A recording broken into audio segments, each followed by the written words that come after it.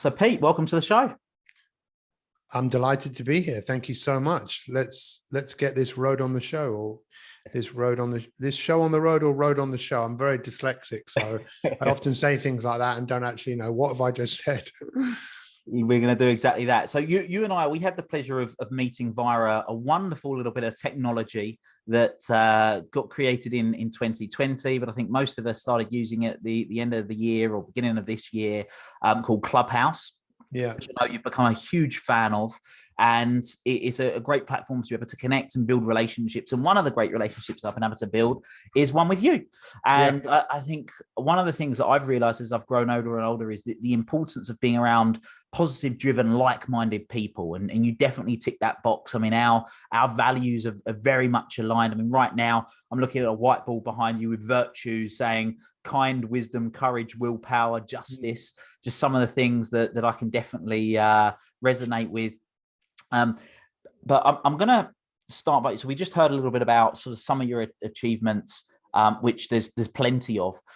But one of the things that really stood out to me was, as a man that's so accomplished, that's done so many incredible things, when we were on Clubhouse 6 months or so ago now, you said, I would love everybody to introduce themselves, not based on what they've done, but on what their mission is and their vision for the future.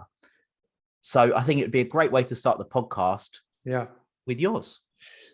Yeah, I am driven to inspire people. So my goal is, millions of people wake up every single day having reinvented themselves. People who have carved out a new personality, people who have a new identity. They almost don't even recognize themselves by how they think, how they look. And whether that's people who I've directly impacted or not, I don't really care. If I impact someone who then goes out and delivers a message to someone and that resonates with someone, I really don't care. But that's my whole thing. I don't believe personality is permanent. I believe we can reinvent.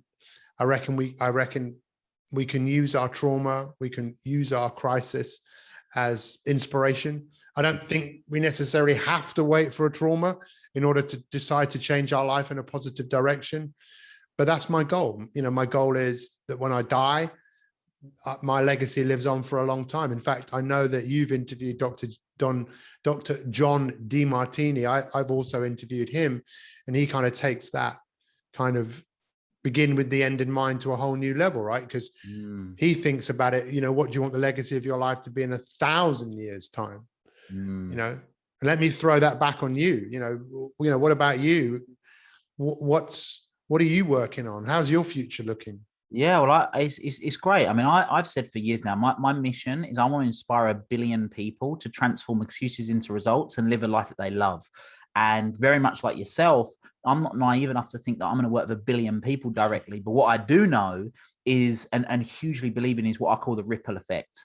And for me, the ripple effect is that by people that are listening to this, and any of us, in fact, that achieve what we're truly capable of, not only does it benefit us, but it benefits our family, our friends, our community, society, humanity, the universe. That's where the ripple effect really comes into play, and that number can be achieved. Because when you think about it, if I can directly impact 10 million people within my lifetime, that impact 10 others, and those 10 others impact 10 others, that's 1 billion, which is crazy when you think about it. Yeah. But I think it is something that is amazing. And you mentioned trauma and significant emotional events, which, let's face it, for a lot of people, they have a significant emotional event, whether that's a death or a loss of a job, or it can be a diagnosis. Diagnosis, health issue.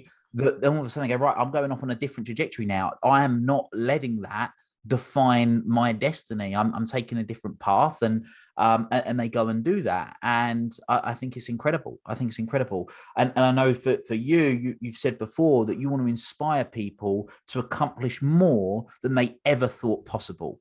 And there's one thing that there's a lot of great people that I'm sure they have great intent. They say things like that, but you've got decades now of working with some of the sort of best people on the planet in terms of sporting professionals that have gone on and achieved some phenomenal successes. People like Ronnie O'Sullivan, Sally Gunnell, the Arsenal football team. You know, we're not talking about sort of your average Joe that's sort of maybe sort of you've helped them get the promotion, of which those sort of things that I'm sure you've helped people with, which is significant to them. But we're talking some real top key things.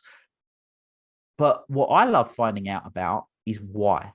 What is it that happened that made you one day think, I want to go out and inspire people to achieve more than whatever they thought possible? Well, it's such a great question. And I've been thinking about this a lot recently.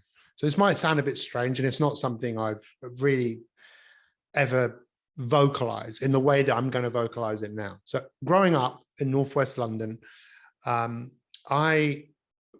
great growing up in London, right? Because you grow up around all different colors, creeds, religions. But I really identified with a lot of the Afro-Caribbean people I grew up with. And I don't know what it was, but I think it had something to do with, I know a lot of their parents, when they came to the United Kingdom in the 50s and 60s, a lot of these people were pioneers in terms of the first people to come from there to do many of the jobs that people didn't want to do. And I don't know why, but I think I identified with this kind of suffering, or identified with the fact that a lot of them, they were discriminated. There's no question about that, right? They did jobs that people didn't want to do. And one of my friends who was first generation born here, he told me that his dad was spat at the street, and this hardship that many people endured. And I've always been interested, why did I resonate with that? You know, I'm not black. Why would I resonate with that? Not that that would necessarily make any difference. But recently, I think you know this, but in December, my mum was diagnosed with cancer. She died in March. It was very traumatic. But my dad died a few years before that.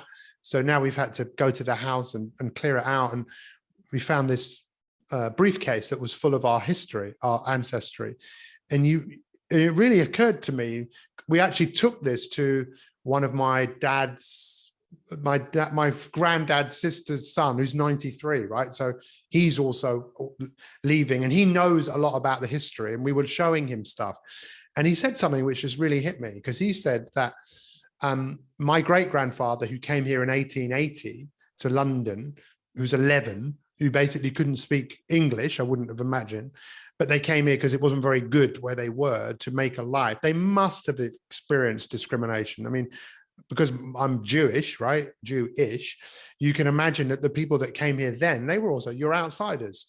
You are not one of us. And what humans tend to do with outsiders is highlight them, discriminate them. And I reckon it must have been difficult for them. But then my grandfather was first generation. And we see these pictures of my grandfather, and he was a real man about town. In fact, my great uncle, my grandfather's brother, who died in a fire, he was a boxer. You can imagine these guys, they must have fought for what they had. And there's something about seeing what people do with what they have that I find deeply moving. It's like, what has happened to you, and what do you want to do with what's happened?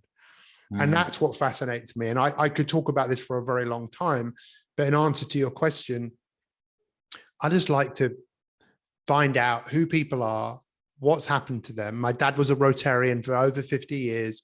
Rotary is about service over self. My dad always said, son, it's not what you know, it's who you know. My mum always said there's an answer to everything. She told me I had an answer for everything, but it's that curiosity of, okay, who is this person? And you're like me, we're exactly the same. Who is this person? Where do they come from? What do they want? How can I help them get there? Because I want to be a part of it. I want to be a part of what people do. Whether, like you said, whether I get recognized for it or not, I'm old enough now to think that's not important. I don't need people's affirmation. In fact, I actually find it quite, what's the word? Maybe it's my own insecurities when people start telling me, oh, you did this for me, you did that for me. I don't want that. I don't want to be followed. I want people to follow themselves, if that makes sense.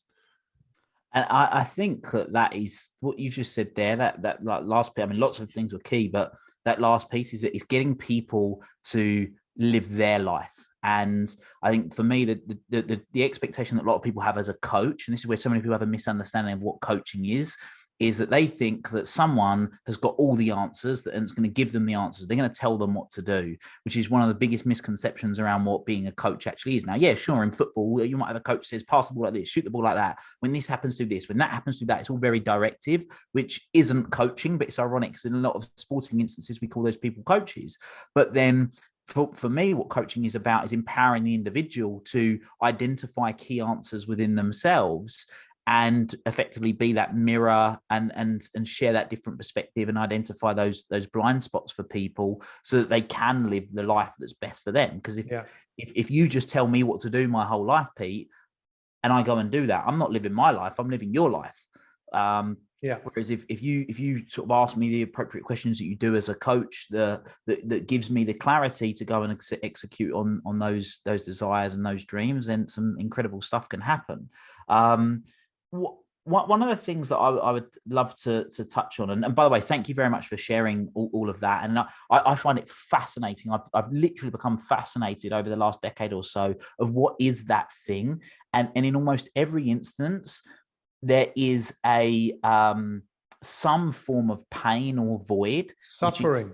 Exactly, which is what enables other people to not want other people to experience that suffering in some way or another. I mean, you mentioned your grandfather and sort of your mother that passed earlier this year. For me, it was my dad. You know, my dad had this particular way of thinking, and I knew that was really limiting him and his potential. And I experienced not only seeing the pain in him, but experiencing the pain as sort of his son and my other brothers and sisters. And I don't want other people to go through that pain. And that's that driver. It's a real heartfelt driver. So I can definitely empathize. Well, you know, there's this thing about torture that you know, people that have experienced trauma themselves, torture, are less affected by people that have seen other people being tortured. So if you've seen pain happening to somebody else, it has a big effect on human beings. So, you know, when we see I think when we see ourselves and we've seen something that's difficult, we don't want someone else to go through the same thing. We want, I don't know about you, but I want to help people navigate.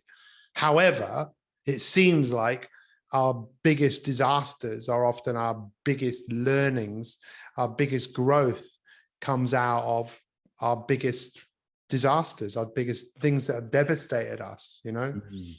And I know that definitely applies, you know, to me. And we almost want to protect people from doing something that's difficult, but how else are we going to learn, you know? Yeah, absolutely. I mean, on the, like I say, there's a whole array of people that you've worked with. I mean, I'm right saying it's 19 books that you've written now.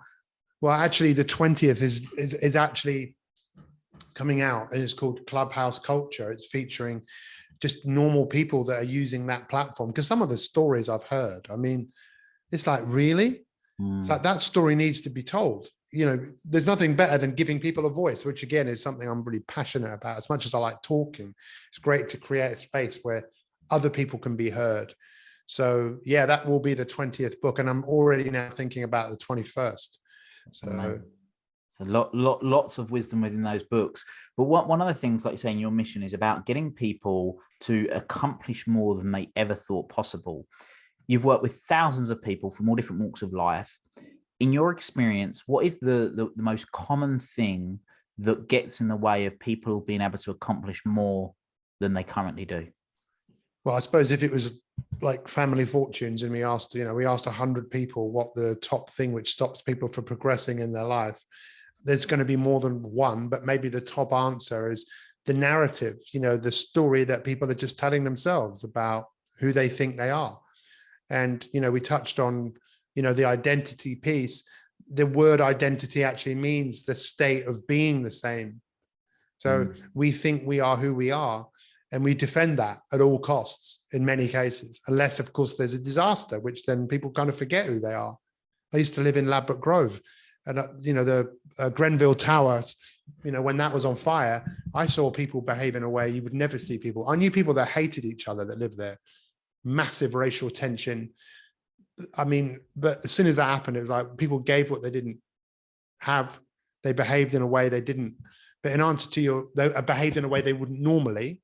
Yeah. And then as soon as that disaster has gone away, most people revert back to just being comfortable. That would be one in the top 10.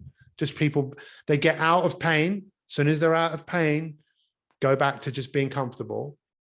But I think the biggest thing is the narrative that, you know, the voice in your head that's trying to defend your identity. That's why every day most people get up and repeat and think and do what they did yesterday. And then, of course, they wonder why they get the same result. And there's a part of us that I think in many cases wants to transcend our past and move forwards, but another part that wants to hold on, because we have as Tony Robbins, I was listening to him the other day talking about, you know, we've got a 2 million-year-old brain that's in this, that is living in a world that isn't 2 million years ago. So unless we learn how this whole thing works, take responsibility for what it's doing, what it's thinking, what it's feeling. If you don't, then good luck. Your past will keep repeating. That might not apply to everybody, but I think it applies to most people most of the time. I don't know. What do you think? Yeah, I wholeheartedly agree. I think that story, like you say, for a lot of people, it's an unconscious story as well, isn't it? It's that unconscious pattern, that way of thinking that they have. And then they wonder, why am I in this situation again? Why? And we're talking about sort of those significant emotional events or the trauma. It happens so many times. They go, right, enough's enough. I'm not dealing with this anymore. The pain's got so great that they want to change. But the beauty, like what's the saying? I've hit rock bottom, you know, but you don't need to hit rock bottom to change. And if people think, well, I'll change when I hit rock bottom, well, guess what? You're going to hit rock bottom. Whereas when you say, actually, do you know what? I don't like the situation I'm in right now. I'm not enjoying these feelings. And for me personally, I'm interested in your opinion. I believe that any negative emotion, stress, overwhelm, frustration, depression, anxiety, unfulfillment, any of those emotions, all they are is quite simply a signal. Yeah. It's a signal to think or act differently. That's it. That's all it is. And when we realize that and we go, right, well, if that's my warning, you know, if that's my, you know, when you get in the car and you reverse and you hear the beep, beep, beep, beep, beep, beep, beep, beep, and it's like getting louder and louder. The nearer you're getting to that object that's going to cause damage, the greater the pain is. And when we realize that and go, well, actually, right, well, let's start doing something different, but we can make that decision in any moment. Well, that to me is about waking up, isn't it? And just becoming aware. And that has to be the first step. And again, a 2 million-year-old brain living in a world today that's just full of stuff, information. The man who won the Nobel Prize in 1972 said the biggest problem in the world is there's too much information. 1972, right? I mean, now compared to now, there's too much information. People feel overwhelmed, distracted.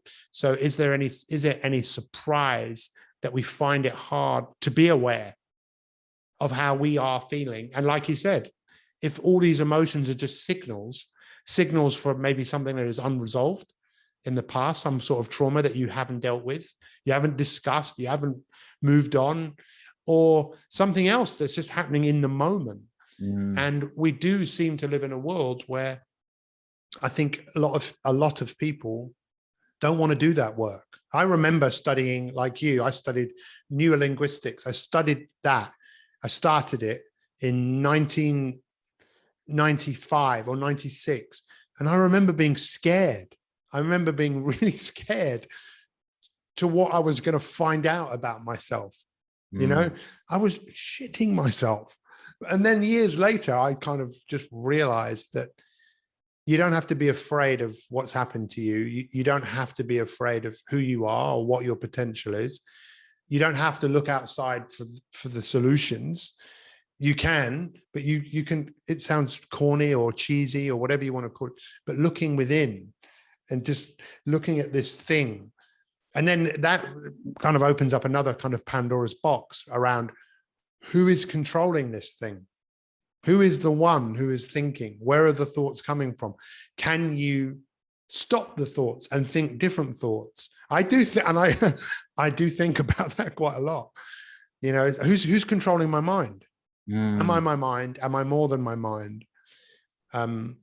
I don't know, how deep down the rabbit hole do we want to go? We could definitely end up going very deep here. I find it fascinating, and I think that there's that in my way I kind of break it down is I think there's sort of different levels of personal development. Now, you got surface level personal development, and then you can go deeper and deeper and deeper. And I don't know about you, but I've found sort of the deeper I go into personal development, the more spiritual it becomes. Yeah. And I'm not religious, but I'm definitely very spiritual. And the different views that I have are things that I just would never have even grasped years ago.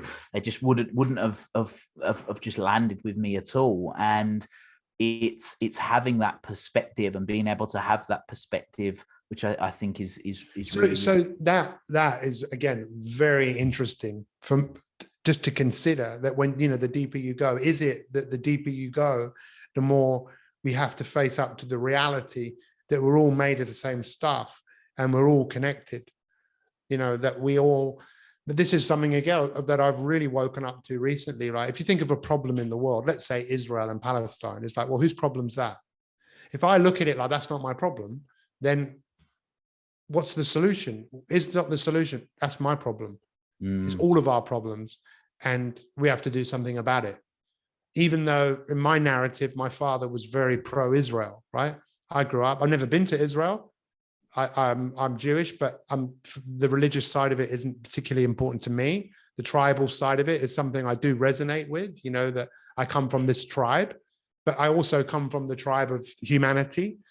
And what's the solution to that? We can talk about the narrative, and there's parts of the narrative that people will never agree on. I've actually been going into rooms on Clubhouse, so is my brother, where people have been talking for days, weeks about Israel and Palestine.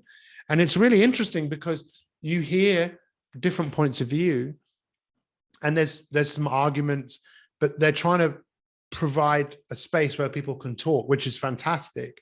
But what I've realized is there is narrative going on in these rooms that they're never going to agree. Okay, but what can we agree on? What can we do if we are as one?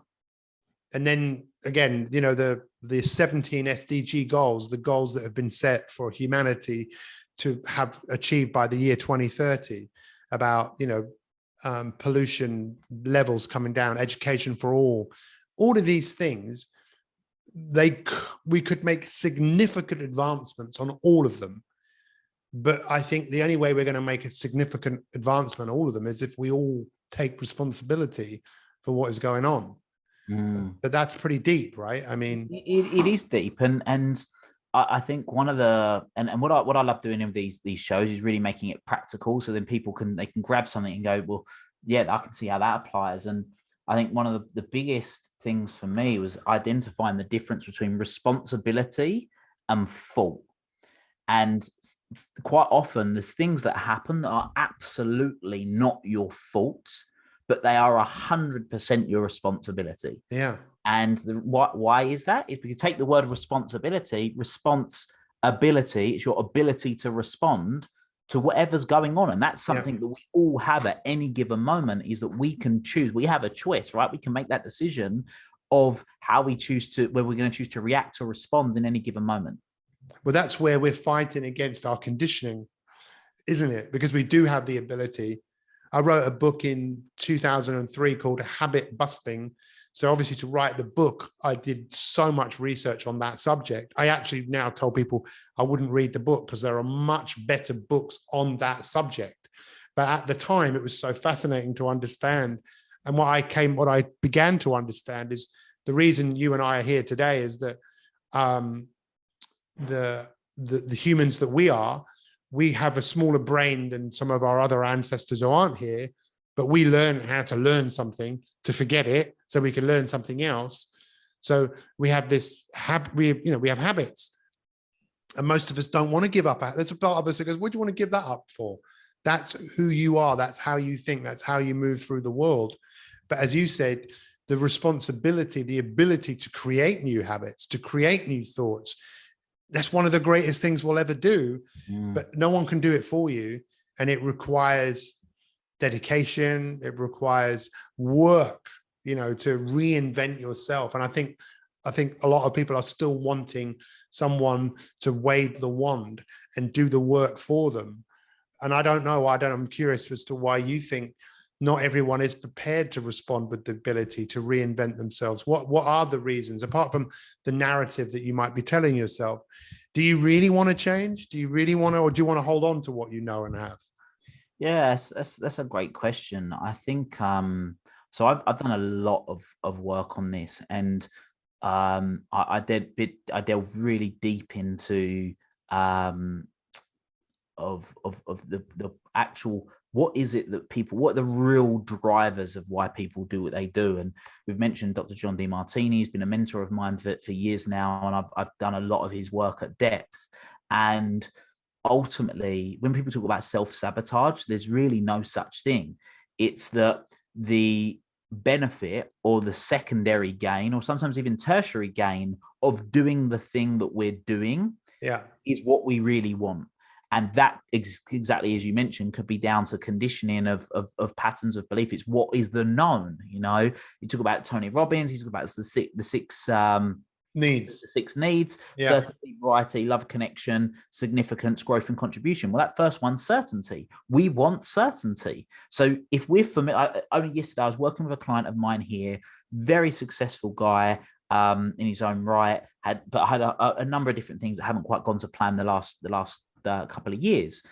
And what we established is that one of the things that he's become sort of addicted to almost is being on red alert 100% of the time, because of, go back to his child conditioning. I'm not going to sort of open up too much here, but he's for 20 nearly 30 years, he's been used to wanting to be on red alert and really living that life on the edge, so to speak. So as soon as things sort of seem to be going well, he'll do something to get himself on red alert again and be thriving off that feeling. What's comfortable to him. And it's only when he makes a conscious choice and going, actually, that doesn't serve me. And in his words was, I want to be on red alert, because if I relax, I'll get too comfortable and I'll get hurt. Right. That was what we established, like we unpeeled it and got to that.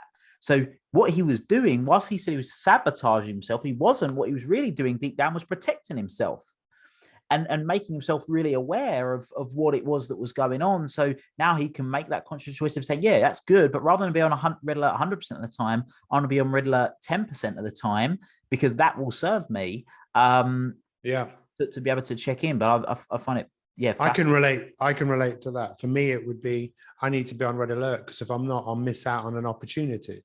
Now I've learned to change, but that I had to go for, my 20s, I was diagnosed with chronic fatigue and ME. I did not know how to relax. I did not know how to stop. I'd be on the go all the time, and I don't want to miss out.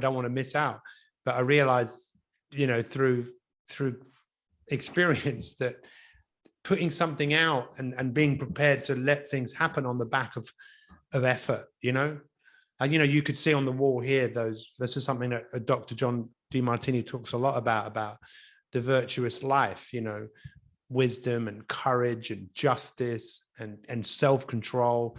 And it's the practice of these things that brings about great character, a great human being, which I think deep down, I think we all want to be. We all want legacy. I love what he says about, what do you want the legacy of your life to be in 1,000 years' time? Forget 100 years. Forget about, begin with the end in mind.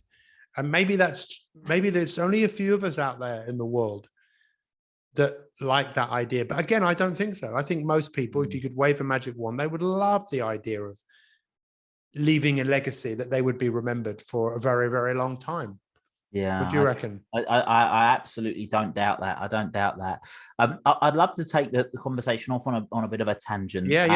Which is where you've an area, and there's been plenty of them, that's been a real strong suit of yours, which is working with top performers in multiple different disciplines. But I'm going to use sport in this example. So we've already mentioned people like Ronnie O'Sullivan, Sally Gunnell, the Arsenal football team. These are people that are already at the top of their game, right? But they want to reach the high. They want to win the world championship or whatever it is that they want to do. of your experience of working with those people, because again, they're just people, and a lot of them, we see them on TV or in magazines or whatever, and we obviously have a particular narrative around sort of how they are, and a lot of us think, well, they were just born like that, or they're just naturally gifted, or all those things that we hear. What in your experience is it that is sort of the common denominator across all of those top performers that you've acknowledged with? So the first person that I worked with was a guy called Keith Arthurton. So most people have never heard of Keith Arthurton, right? He was a West Indian cricket player. He played in the World Cup. In 3 innings, he got 0-0-1. I met him at the Cheltenham Cricket Festival. This was in the 90s. And you know, I like you, I loved sport, and I'd studied sports psychology, but I didn't study that and feel like I really had the arsenal, if you pardon the tools to help someone. I really didn't. It was only when I started looking outside of that I then started realizing there were tools that I could use. So with him, he didn't know who I was, but I just started talking to him because, like you, I'm very personable. I'll ask questions. And he basically said, could you help me? Because he was devastated. He didn't want to pick up a cricket bat. He just didn't. He was so frightened of what would happen, of being devastated again. And devastation is a massive thing. The majority of great sportsmen I've worked with, they've only come to me for one reason. They've come to me because they're not in a good place. And the best example of that was Ronnie O'Sullivan. But with Keith Arthurton, because I'd learned hypnosis at that point, I hypnotized him. I met him at High Wycombe Cricket Club a couple of weeks later. I hypnotized him. And I said, think of your greatest player, so who you admired. And his was Viv Richards. So Viv Richards is probably one of the most well-known cricket players of all time. Viv Richards was a right-handed batsman. Keith was a left-handed batsman. But I hypnotized him to imagine he was Viv Richards. He went out and played cricket, and he thought he was Viv Richards. He got 215 runs. And I couldn't believe, I thought, oh my, wow. If this sort of stuff is work, and he was saying to me, he goes, I thought I was Viv Richards. I thought I was Viv Richards. I convinced myself, and it just blew my mind. I thought, well, who else could I work with? So I did have some great success, but then working with Ronnie O'Sullivan came to me because he was not in a good place. A friend of his said, Ronnie, well, let's see who we can get to help you. This woman called Talk Sport called me because I was on their books. I met Ronnie at the Ritz in London. They wouldn't let him in because he was wearing jeans. We talked in a bar for a couple of hours. He came to my house. I booked 2 hours. He came for 3 days, stayed in my house for 3 days. And then we started this epic adventure of 2 years of my life working with him. It was awesome because we addressed things that he needed to address, I think. He won 3 tournaments back to back. He lost in the World Championship that year in the first round, made a 147. And he went on. I made a remark to him, which didn't go down very well because of my naivety. I thought that alcoholics were people that would just, basically be drinking every day. I didn't have a concept of an alcoholic being someone who could not drink for ages, but when they drink, they smash it. And that was Ronnie. And I told him I didn't think he was an alcoholic. And he thought to himself, well, maybe I'm not. Devastated after losing in the first round because he hated losing. Him and Stephen Hendry, they hate losing and they would take it personally. And he went on a bender for like 3 months. And then he came back to me and we started working together again. And then he won the world title for the 2nd time. And we became great friends. And he ended up stopped listening to me because we were just like best mates. But it's the common thing, I think, is people not being in a good place. I very rarely have I had anyone ever come to work with me because things are flying and they want to fly more. What is it though? So that's when people have come to you, but so he was obviously at a particular level where he'd got to the top of his game and then it dipped down and he wasn't in a good place. But for them to get to that stage initially, what do you think the components are that you've seen that are that's the common denominator? Yeah, I think maybe feeling that you're out of control, that you're going to lose what you've got and it's not going to be there anymore, and the fear that it will be gone. Because I think for a lot of sports people, again, I've never really thought about this, to be honest. It's a good question. I think they identify with their success. And, we know a lot of sports people, when they retire, they go into huge depression because they've spent all this time working on being who they are. And then when they're not doing that, it's like, well, who the hell am I? That's why a lot of football players, they become, they like Paul Gascoigne. I remember people like, probably before your time, people like Kenny Sampson, Paul McGrath, Tony Adams, that whole addiction piece.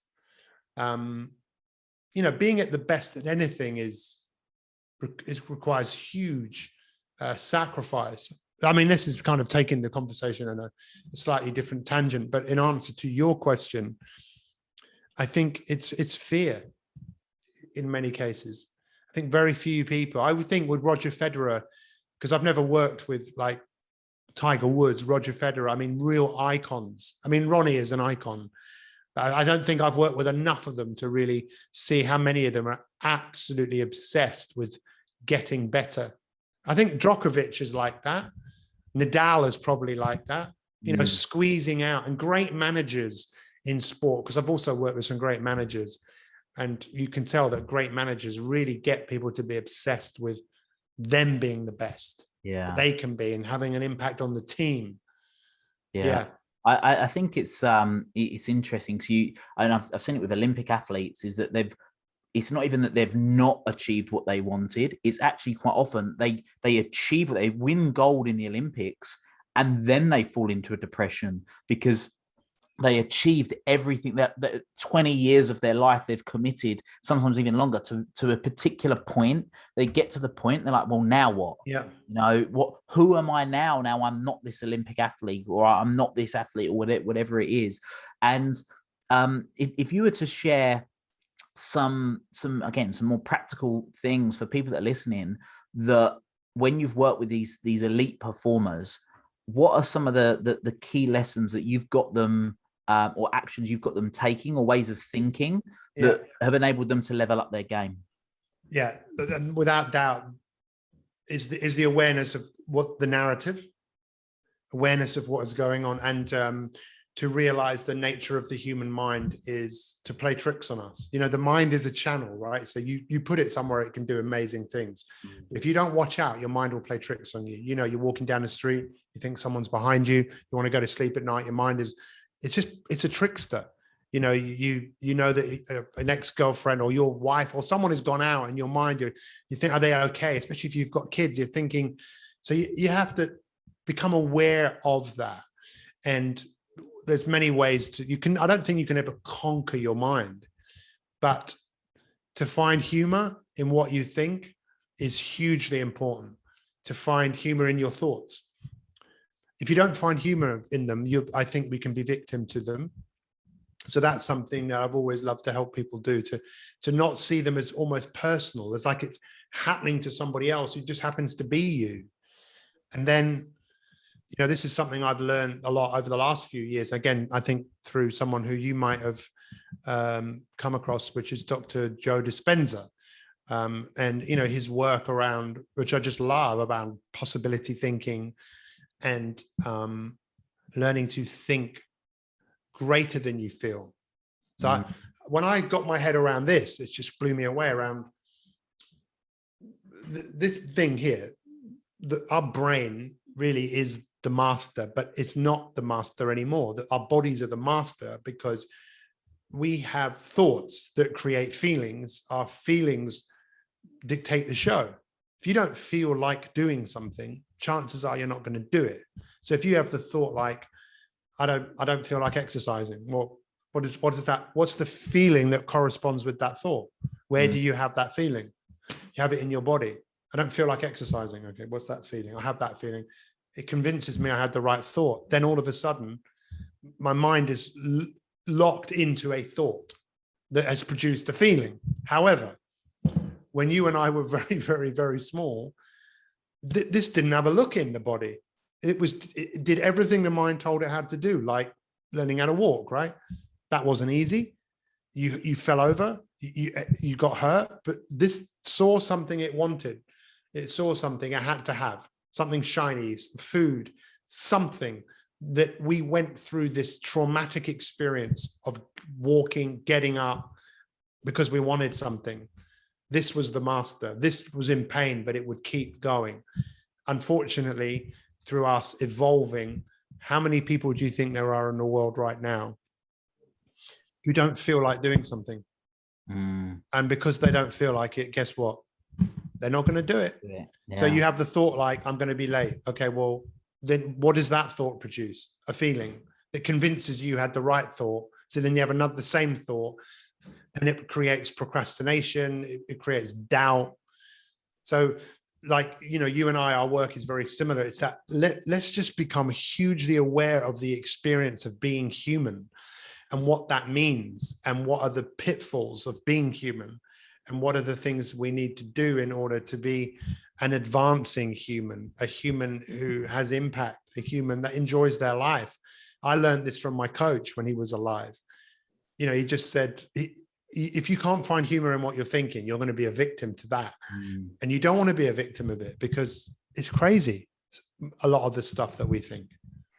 Very, very true indeed. One of the things, a little nuance that really helped me, that people listening to this might find beneficial, is that we don't create thoughts.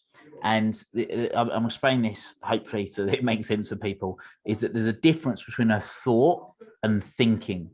And the way it was kind of explained to me was I was in a room, and who said, right, who's had the thought they've not got enough money? Who's had the thought they're hungry? Who's had the thought? And it's all these, everyone's hands went up, right? So thoughts all exist, but it's our thinking, which is what we get to control. We can't control the thoughts that come into our mind, but what we can control is the thinking that then comes after, which is the part that we do. And when I grasped that, I was like, wow, yeah, I really get this now. I can't control the thoughts. The thoughts are going to come and go, but the thinking, which is the part with whether I choose to believe it or not, or the tangent that it takes me off on. And we've all had those moments where the tiniest little thought comes into your head. Next thing you know, you've been daydreaming for 10 minutes and you've come up with this whole grand story that's gone so far away from the original thought that you first had. And that's the difference with the thinking. So those little nuances I found really I really like that. I remember someone telling me years ago about ideas. Ideas exist somewhere. This is what I've heard more than a few people tell me. Yeah, it's like a super highway of ideas. I can't say the word. Archaic records. Records, yeah. They're there. Now people say, no, I can't see them, so they don't exist. Well, okay, if you don't believe they exist, then that's none of my business. But let's just say there are ideas. And then some people say, when do those ideas come to you?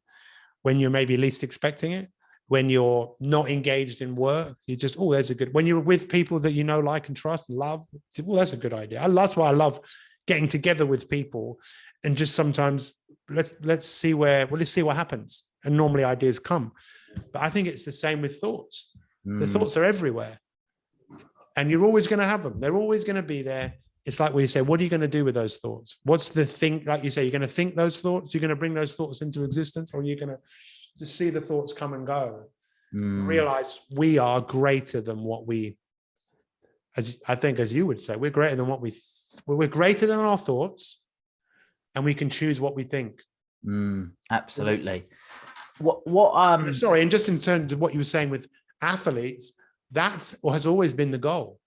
Because if you're not, I remember working with Tim Henman in 1998, and he got to the semi-final of Wimbledon. We never saw him again after that. We showed him a technique that was really helpful, but he told us that the technique stopped working.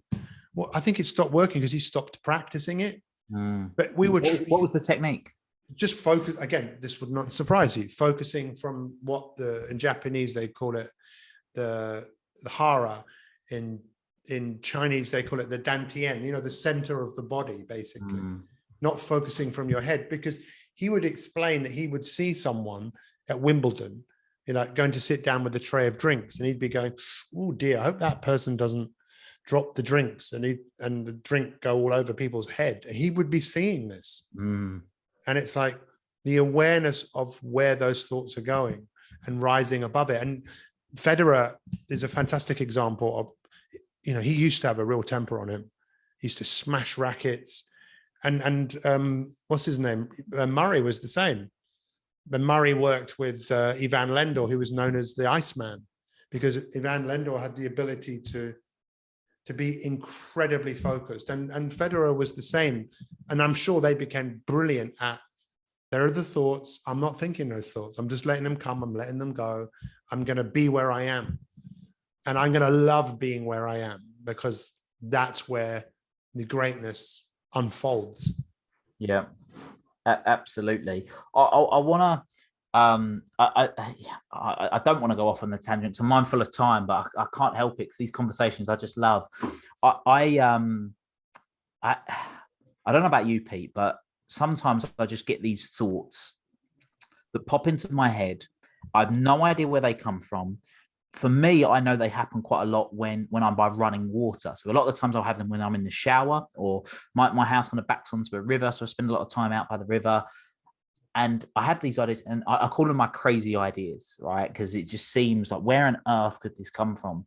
And I had this crazy theory on light, which actually in one of the podcast episodes earlier on, I don't know what episode it is, I share it. And most people would think that I'm nuts, right? sharing this theory. But the best way I can describe it is that light is consciousness.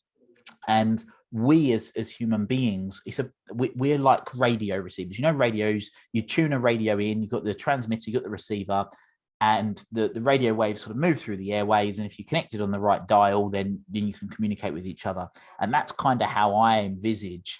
You talk about with it's the akashic records or whatever it is, the information that's out there. When we're tuned in to the right frequency, which is being present. And you mentioned, it's interesting you mentioned about sort of being in the presence of certain people, and you've got a particular feeling, then all of a sudden these things can come to you.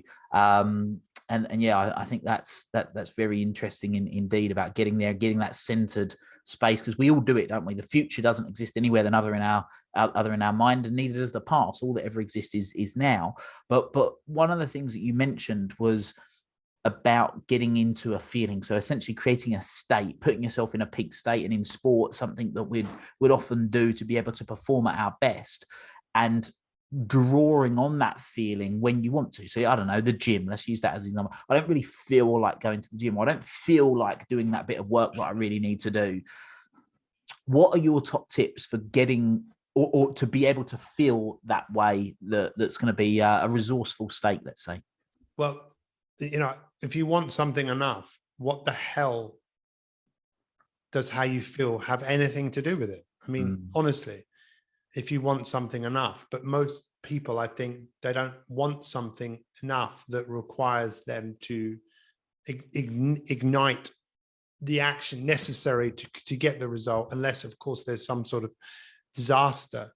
You know, I think you've heard me talk about my wife. You know, was it 10, 11 years ago, my wife she was diagnosed with a brain tumor. She wasn't given very long to live. I was brought up very well, very lucky, 2 parents who taught me some incredible lessons, not what you know, it's who you know. And my mum always said there's an answer to everything. So professionally, if someone comes to work with me, I believe there's an answer to the challenge that you have. If I can't find it, I'll find someone who has, because I will connect. I'm like you, I'm a ridiculous serial connector, connecting the dots. But do you think that when my wife had a brain tumor, do you honestly think there were moments where I didn't feel like doing stuff? Of course there was. What the hell has that got to do with it? It had nothing to do with it, because I wasn't going to let the inevitable happen, which was for her to die. Now, I could have thought even better than that. I could have been thinking, what is she going to do when she gets better? Which is what my coach said. I'm having a massive realization at this moment in time, because I've never thought of it like this, even though I've told this story hundreds of times, maybe thousands. My coach, when he was alive, and I called him up when she was in hospital, I said, what should I do? He said, find people that were still alive and find out why. Find out what did they do? And I did. And then I found a treatment, and we went to America. But he said, ask her, what is she going to do when she gets better? I didn't ask her that question for 3 years. But now I realize in thinking back, maybe he was also saying to me, what are you going to do when she's better? And I wasn't thinking about that. I was running around in fear of her dying. She's not going to die. So panic, panic, panic. Yeah, I'm telling you, I've never really thought about it now in terms of, if that was happening again, I would be picturing what we're going to do when we get through this. So thank you for that, because that was a bit of an epiphany. Love It was that. fear that was driving me, right? It's fear. It was not the inspiration of we're going to get better. You know? I think it's two huge lessons there. One is that for a lot of people right now, the ones that think to themselves, well, I don't feel like going to the gym, I don't feel like doing that work today, I don't feel like insert whatever, is that there's a presupposition that you need to feel a particular way to do something. Yeah. And it's getting out of your own way. One of the little hacks that I have, and anyone's welcome to take this, is that there's, and you know, there's lots of benefits to cold water therapy, as we would call it. So cold showers, ice baths, all that stuff. I have a cold shower most of the time at the end of my hot shower, not because I love to cool down, but I'm actually doing it as a form of conditioning myself to do something I don't want to do. You know, in the middle of winter when it's freezing cold, I don't want to turn on the cold shower, but I do it because it's a way of me conditioning myself. It's one of my first wins of the day of doing something that I know is good for me that I don't want to do in the moment. You know, and it's a form of self-discipline. So I think that's key. It's massive. I learned that hugely from not Joe Dispenza, from Joe Disana, the founder of Spartan Races. You know, that's why most days I don't eat till 12 o'clock. Most days, 6 days out of 7, because I want to, but I want to test myself. And I remember him saying, this is why we train. This is why you got to get good at it's almost like suffering. You know, it's quite a weird concept to consider. But, you know, test yourself to reward you. Again, well, you know, I've written it there, right? Those core virtues. One core virtue is temperance, is self-control, because there's so much temptation. And that's maybe why in the story of Adam and Eve, you know, it's like, don't eat fruit from the forbidden tree. So what do? They think about it, then they do it. Then they're cast out into wherever, the wilderness. There's so much temptation. And I think it is a fantastic practice to not give into temptation. Lead us, as that's the Lord's Prayer, right? Lead us not into temptation. I don't know whether God, if you do believe in God, could do that. But I think you could stop yourself from being distracted by everything and get really focused on making your mark, whatever that mark is. So. Absolutely. I talk about the four classes of experience. So there's class 4 experience, which is things that aren't good for you, aren't good for, doesn't feel good, isn't good for you, isn't good for others, isn't good for the greater good. Class 3 experience is something that doesn't feel good. So it does feel good, isn't good for you, isn't good for others, isn't good for the greater good. A class 2 experience is something that doesn't feel good, but is good for you, is good for others, is good for the greater good. And then class 1 experience, a peak life experience, which is something that does feel good, is good for you, is good for others, and is good for the greater good. And the key is that in order to experience class 1 experiences in life, we have to do class 2 experiences. So if we immerse ourselves in a class 2 experience, we get to have the peak life experiences, which is incredible. Yeah, and you'll be here for a long time as well. Absolutely. And the other thing that you mentioned in terms of you, which I love what that doctor did, albeit maybe unknowingly for you, was he was getting you and your wife to visual. So there was the practical piece of learning from the people that are that have already done the hard work almost in terms of research and do what they're doing, sort of modeling, as we would call it in NLP. But then the piece around the visualization of what you're going to be doing, how you're going to be experiencing life in years to come, cultivating those feelings. It's amazing how we can draw on those feelings by using the power of visualization, which again is huge in sport, right? When everyone used to see, so I played rugby most of my life, and all of a sudden after 2003, when Johnny Wilkinson won not Johnny Wilkinson, but the England rugby team won the World Cup, and all of a sudden rugby players all over the country were modeling how Johnny would do his pre-kick ritual. And most people didn't have a clue what he was doing. They were just copying because that's what he thought he did. But obviously what he was doing, he was visualizing the ball going over the posts and through the posts and ramming it down the Australian's mouth. I think I heard him say once, sometimes he would picture a massive Australian mouth and kicking the ball into the mouth. Yes, it's so true, isn't it? You know, that visualization, and obviously it worked incredibly well in the instance of your wife there as well. But Pete, you and I, we could literally talk all afternoon about this subject on personal development. But I know there's a huge amount of people that are going to want to go, I love this Pete guy. Where can I find out more about him? I know you've got a fantastic free resource in the form of a particular 30-day program. You've got a phenomenal podcast that you've run for the last 5 years or so, and anything else that people could sort of find out about. I would first off just say thank you for the opportunity, and I will carry on this conversation when you come onto my podcast. And look, if people want to connect with me, you can find me on Instagram. But I did create a 30-day program that is free, and some people have been through it 3 or 4 times. We don't sell. The only thing we're selling to people is the idea of you could create a new identity.